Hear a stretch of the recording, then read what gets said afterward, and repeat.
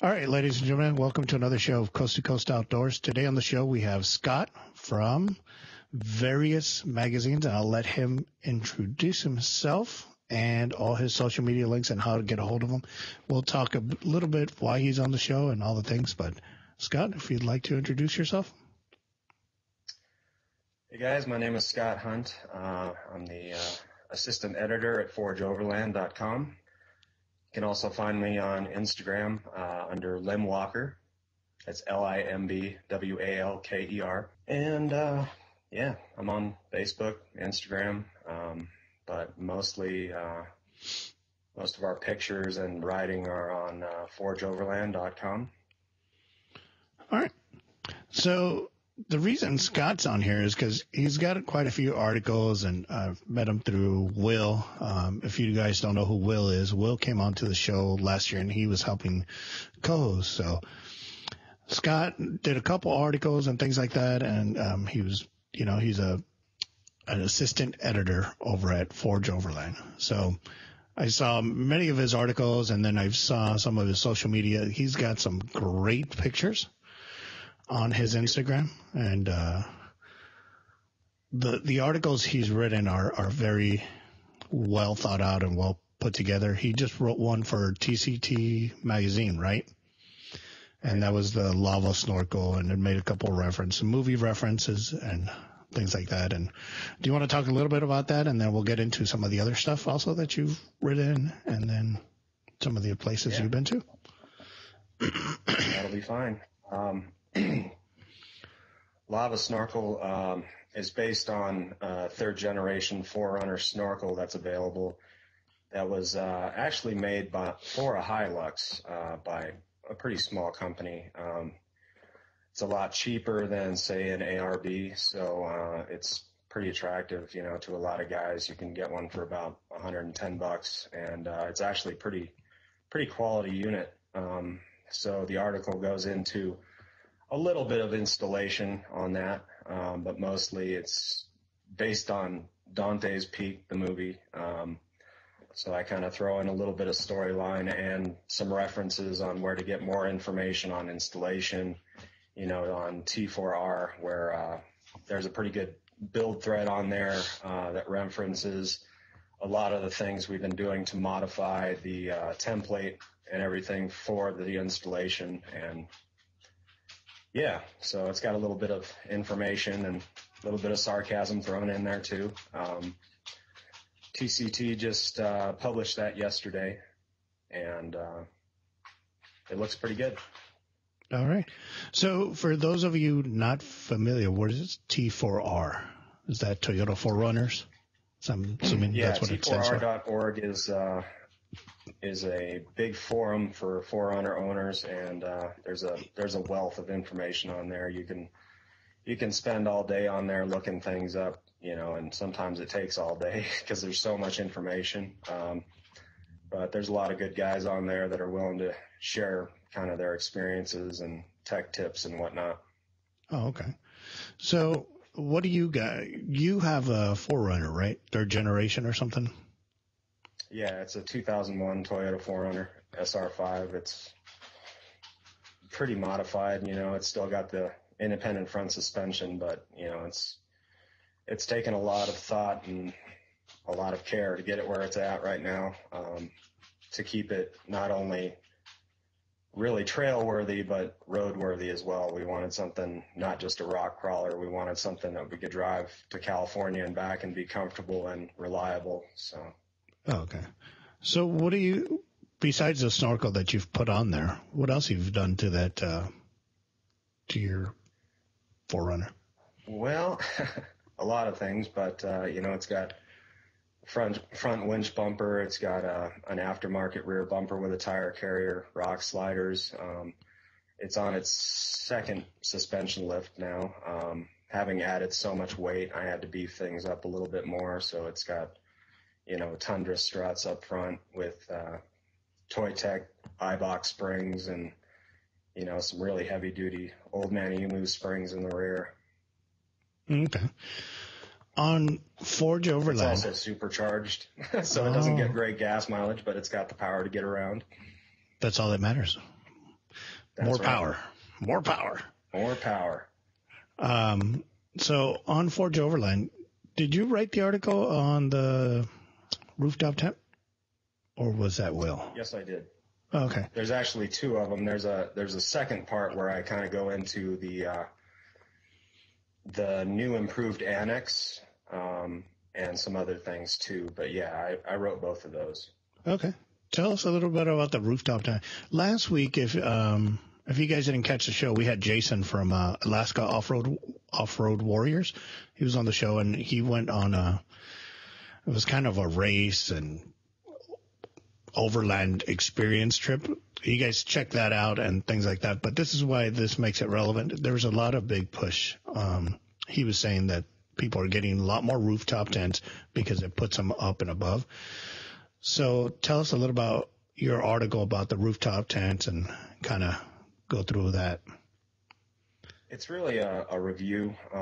Having used the Tepui tent that I have for a year now, I wanted to really put my thoughts out there on the quality, on the experience of using it, and just generally some more information on people that are looking into them, would be able to find that information, and basically my opinions on what it was, and it's worked out great.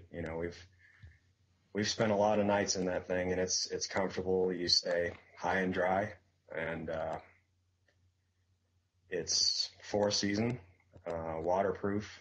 We've spent some really cold nights in it, some really windy nights in it. They're supposed to be wind tested to about 60 miles an hour, I think, and they're pretty awesome. I mean, they're obviously expensive, but it's totally worth it.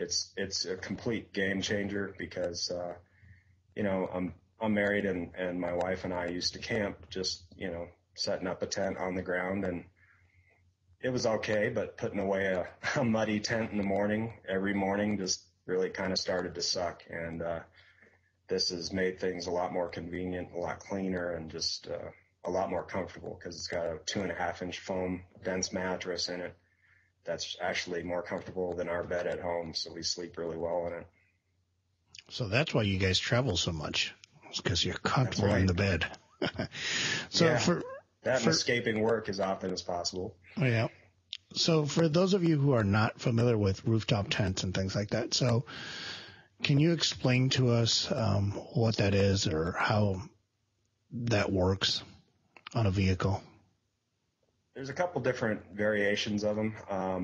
The one that I've got is it's a fold out. So basically it sits about 12 inches high off the top of the vehicle. It can be mounted to, say, a Yakima or Thule rack, but I've got a custom steel rack made for the top of the 4Runner that it sits on, but it can be mounted on just about any vehicle. The fold-out types can either go towards the rear, towards the front, or off to one side or the other. And it basically just, you slide the ladder out and pull the ladder, and it folds open to create a sleeping surface. And there's the hard shell types that just pop straight up that are a little more expensive, and that's actually what I'm going to be looking forward to putting on the truck next year, hopefully. Just because the one I'm looking at has been wind tested to 75 miles an hour and is completely waterproof, fiberglass shell. So, it's got a 5-year warranty. It's super tough. But for the most part, the sleeping surface is the same. Oh, okay. So all these trips that you go on and things like that, so you've gone to White Rim and things like that. So tell us about the experience when you go out. Where do you go when you go camping? Or, some of your pictures on Instagram are really nice and things like that. And, you're obviously very talented with the camera, unlike me. I'm horrible. I have what I've been told, I have the eye, but not the knack for fixing the picture, or, I can just take the picture. That's it. Beyond that, that's about it. So I'm not like you that is very talented. I still have a lot to learn, that's for sure. But it's coming along, and, we try to find places to camp and go four-wheeling, and, the whole overlanding thing is just getting out into the backcountry and, just enjoying nature. And that's what we like to do. And taking pictures is a part of that, just trying to find, places we haven't seen that we really enjoy and trying to capture that so that when we get home, we can kind of remember what it was like to be there. The White Rim was awesome. I would totally recommend that trail. The article that I wrote on that is, where's White Rim at for those people listening that don't know? It's in Canyonlands, Utah, Okay. Canyonlands National Park, which is real close to Moab. Okay. And basically the article that I wrote on it is kind of an information piece. It's got some of the storyline from my personal trip, but it's got a lot of information on how to book the trip, how to do it right, because a lot of people think you can just kind of pull up to the trailhead and do it. And while you can do it in one day, it'd take you like 12 hours and it would beat you to death and you would have literally no time to really enjoy the scenery. So getting camping spots reserved there is actually a lot harder than it sounds. Yeah. And there's a lot of information on the article about that. Most of what I call the nice places, like over here where I live, we have Yosemite and Sequoia and things like that. That's like a year waiting list just to see if there's a spot. Most people are planning 1 or 2 years. When I first started going out camping and things like that, I just usually just show up and go, sleep in the car. I didn't care. Right. But then when you start getting a family and start trying to get things done, you have to plan out a year in advance. And it's like, man, I don't know if I want to go there in a year. Like, is it going to be cold? Like for Memorial Day, that's like 2 years, Right. planning and things like that. And I was like, man, I don't know. That's a lot of planning, but that's things people should consider when trying to make a trip somewhere, if you're going to go to Utah and things like that, even if you're local, right? Right. All right. Yeah, certain places you have to have certain backcountry permits, and like the White Rim, it only has 20 camping spots over 100 miles of trail, so those fill up pretty quick. You have to book it 4 months to the day that you plan to arrive, and even then you have to have a plan B or C or D sometimes because it fills up really quick. We made our reservations at 4 a.m. and on the day that we could start our reservations, and we took the last 2 camping spots we could find. Oh, good Lord. So, Yeah. so that is a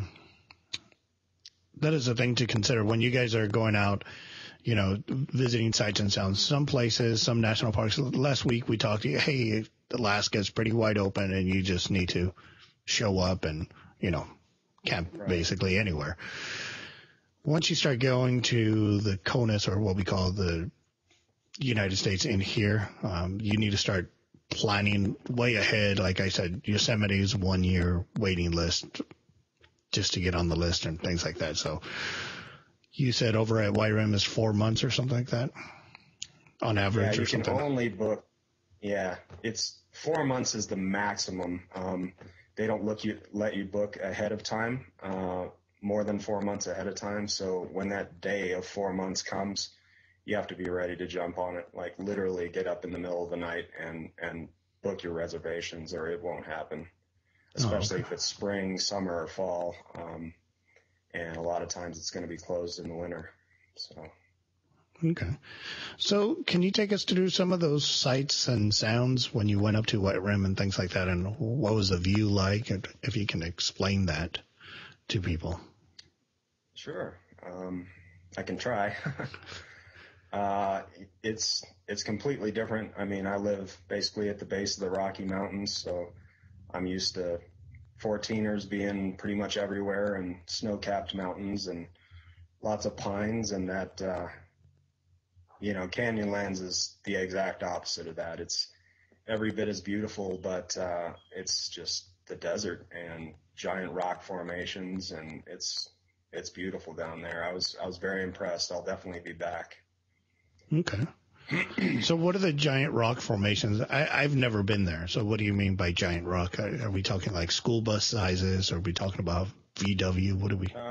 More like mountain size, but just big plateaus of sandstone and granite, and big canyons that were cut out by the Green Rivers, Colorado rivers, and it's pretty impressive. I really like it a lot down there. I'll definitely be going back at some point.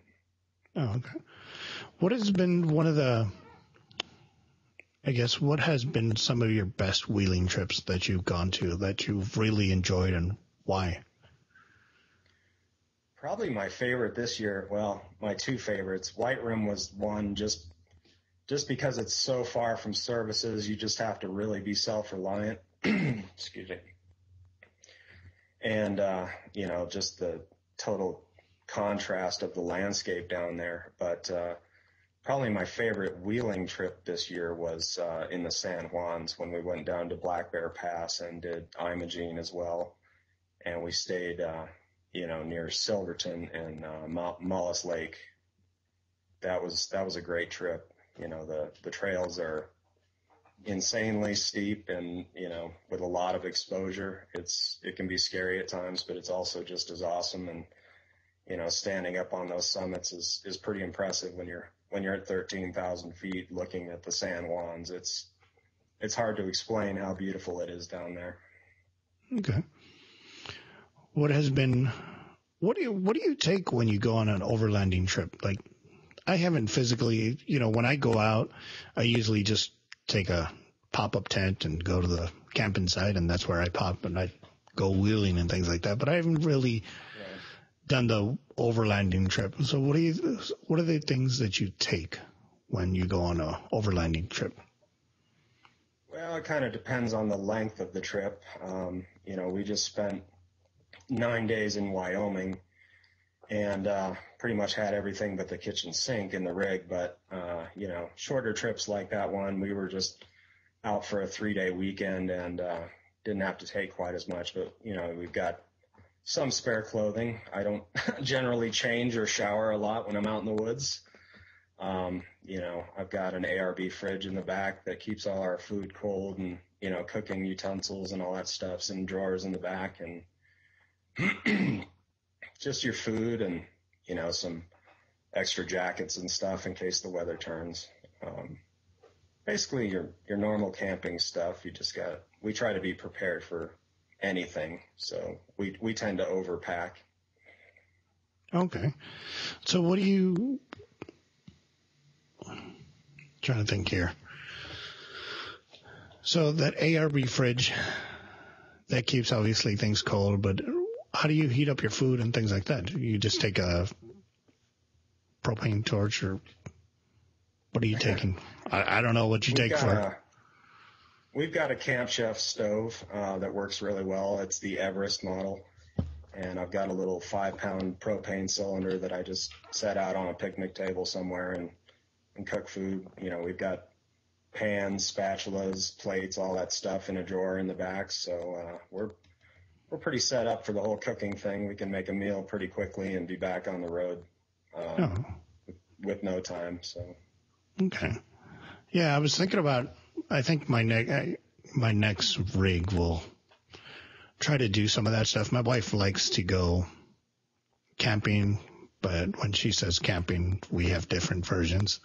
She likes to have the amenities and things like that. And I was like, well, that's not really camping, but whatever. So we're trying to figure out like a compromise. And I think having a rooftop tent and things like that, having everything, in the rig. Makes a big difference. Yeah. It made a big difference when we did the rooftop tent for my wife, especially. That totally changed it for her, and she loves it just as much as I do now. Oh, okay. So that kind of takes care of that and things like that. So is there anything else you want to cover? I think we're almost out of time, but I think we talked about TCT. That's probably a good start. TCT, I know a couple guys over there now, and a couple of the editors. They've been kind of working with me, and this is the first article that's gotten published with them. There's already another one in the works, and I'm hoping that'll be in the next issue. Sorry, I'm getting attacked by my cat here. Oh, okay. But the White Rim article should hopefully be in the next issue. That's what I'm hearing at this point, and they're looking forward to kind of more trip reports and stuff as well. So I'm hoping to continue to work with them. It's pretty cool. All right. And Forge, we're going to put all the links to everything we've talked about today. So we'll put links to social media. We'll put links to TCT, Forge Overland, all his articles. All the articles are on Forge Overland. Yeah. If you guys Everything haven't that gone, Will has written, and I'm sorry. I was going to say, ahead. if you guys haven't checked out Forge Overland, you should really go check it out. There's a lot of good articles. We talked a lot about some of the articles that Will's written and some of the articles that Scott has written. You know, obviously we talked a lot about what Scott has written this time around, but there's a lot of good material, information out there and things like that, you know.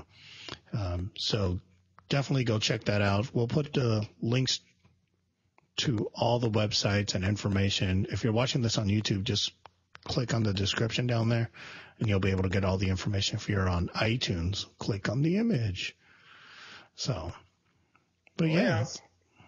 So I really like more like trip reports from people because it gives a different so the big thing is when people go, like last week we had Jason, and his experience is completely different from your experience. And when he goes out wheeling, you know, he can do a two-day wheeling trip and it'll be a complete different experience because of where he's at. For sure. And things like that. And where you get a different experience because you have a more desert experience and he has a more rural, but also more greenery. And then he's also dealing with feet of snow, as he like to say. How much snow do you guys get? It depends on the year. Where I live in Colorado Springs, you know, we'll get consistent storms, but they're generally not very deep. Last year, I think we had an 18-inch one that was probably the biggest one we've had in years, but I've also seen, you know, 4-foot snowstorms here, and being a snowplow driver in the winter, that's a real pain in the ass. But, you know, and that's typically why I don't get out and do any snow wheeling, is because I'm always working when it snows, which is kind of a bummer, but everybody's got a mortgage to pay. Yeah, got to pay the bills somehow. So, Yep. All right. So, again, if you guys want to learn more about Scott and social media, you can follow him on Instagram. Also, we'll put the all the websites that he's written articles for. So, is there anything else you want to cover, buddy? I think that's good. All right, man. Anything else you want to talk about? No, I think we're good for right now. So maybe we come on later on after you write the other articles and things like that, or go to another trip and things like that, and talk about those things. So we're gonna post pictures and things like that. There's some other big things in the works, and I'm reluctant to talk about them just yet because I don't want to jinx them. But yeah, we could definitely talk again soon. Yeah, after everything, once everything gets settled down and things like that, we could talk about those other stuff and things like that. So, right. All right, ladies and gentlemen, man, I cannot talk for the life of me today. Thank you, ladies and gentlemen, for listening to another show of Coast to Coast Outdoors. Again, you can find us on all social media platforms and things like that. So if you have any questions, comments, concerns, leave them somewhere, and I will talk to you guys later.